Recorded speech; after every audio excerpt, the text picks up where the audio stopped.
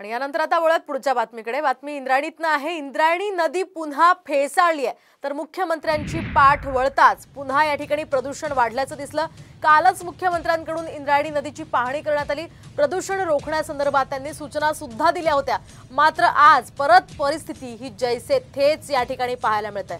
आपण पाहू शकतो या दृश्यांच्या माध्यमातून अतिशय विदारक अशी दृश्य खरं तर म्हणावी लागतील, कारण याच ठिकाणी अनेक वारकरी स्नान करत असतात। या ठिकाणचं पाणी हे सगळे नगरवासी पीत असतात, मात्र ही इंद्रायणी नदी पुन्हा एकदा फेसाळलेली आहे। त्यामुळे या संदर्भातल्या उपाययोजना करणं अत्यंत गरजेचं आहे।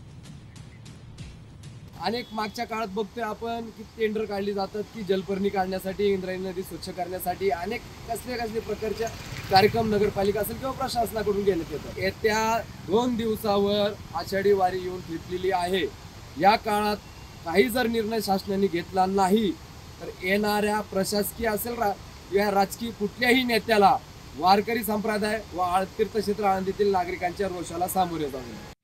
आपण या नागरिकांच्या उद्विग्न प्रतिक्रिया सध्या पाहतोय। याच पार्श्वभूमीवर लवकरात लवकर उपाययोजना झाल्या नाही तर आक्रमक पवित्रा त्यांनी घेतलाय।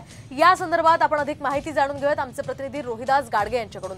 रोहिदास जी, काय सांगाल? आपण पाहतोय एकूणच ही नदी पुन्हा एकदा फेसाळली आहे। अतिशय भयंकर अशी दृश्य म्हणावी लागतील। याच ठिकाणी हजारो वारकरी सुद्धा स्नान करत असतात, त्यामुळे मोठा प्रश्न आहे। काय अधिकची माहिती या संदर्भात मिळते? खरं तर संत श्रेष्ठ ज्ञानेश्वर माऊलींचा पालखी प्रस्थान सोहळा काल देवाच्या आळंदी नगरीमध्ये संपन्न झाला। या सोहळ्याला मुख्यमंत्री एकनाथ शिंदे दाखल झाले होते। त्यानंतर त्यांनी इंद्रायणी नदीची पाहणी केली आणि प्रदूषण नियंत्रण मंडळाला आदेश दिले की इंद्रायणी नदी पुन्हा केमिकलयुक्त पाण्याने भरली जाणार नाही याची दक्षता घ्यावी। या घोषणेला काही तास होताच आज पुन्हा एकदा सकाळी इंद्रायणी नदीत केमिकलयुक्त पाण्याचा साठा आला आणि त्यानंतर पुन्हा एकदा इंद्रायणी नदी फेसाळली। इंद्रायणी नदी ही वारकऱ्यांसाठी एक श्रद्धास्थान आहे। पवित्र इंद्रायणी नदी मानली जाते।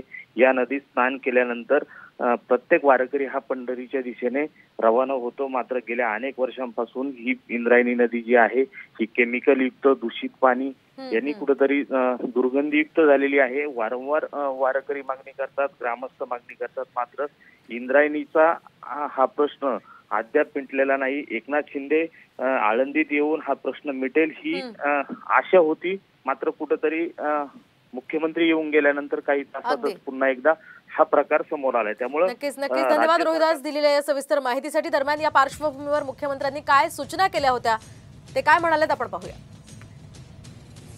इंद्रायणी नदीचं प्रदूषण मुक्त करणार हे ध्येय, हे वचन मी दिलेलं आहे आणि त्याचं काम सुरू झालेलं